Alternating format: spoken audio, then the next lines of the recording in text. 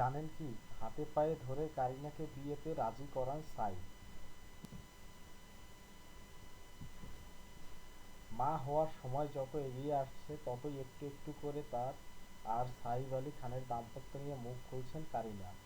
সম্প্রতি এক সাক্ষাৎকারে তেমনই মন খুলে নায়িকা জানান নিজের বিয়ের নেপথ্যের কাহিনী, যা এতদিন ছিল অজানা কথা হয়েই।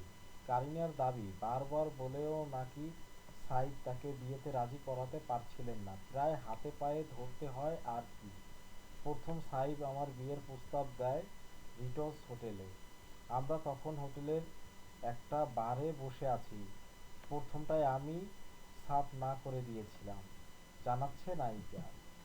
কিন্তু উদ্যোগী পুরুষ মোটেই এত সহজেই হার মানেন না। তাই নোত্রা দাম গির্জা দেখতে যাওয়ার সময় দলের থেকে একটু আলাদা হয়ে গিয়ে ফের সাইদ কারিনাকে পানি প্রার্থনা করেন। পরিণীতি আমি তখনও না বলে দিয়েছিলাম, হাসতে হাসতে জানিয়েছেন কারিনা। সাইব অবশ্য পুরোদম্ভর ভদ্রলোক।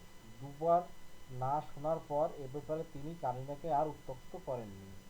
তাহলে শেষ পর্যন্ত বিয়েটা হলো কি করে? আমি একটু বোকার মতো ভাবনা চিন্তা করছিলাম ওই সময়টায়। ভেবেছিলাম বিয়ে হয়ে গেলে আমি কি আর কাজ করতে পারবো। সাত পাঁচ ভেবে ভেবে না বলে দিয়েছিলাম বিয়েতে। কিন্তু দিন দুই যেতে না যেতে আমার সাইফের জন্য মন কেঁদে উঠল। তখন আর সঙ্গে সঙ্গে বিয়েতে রাজি হয়ে যেতে ভুল করিনি। জবানবন্দি নায়িকা।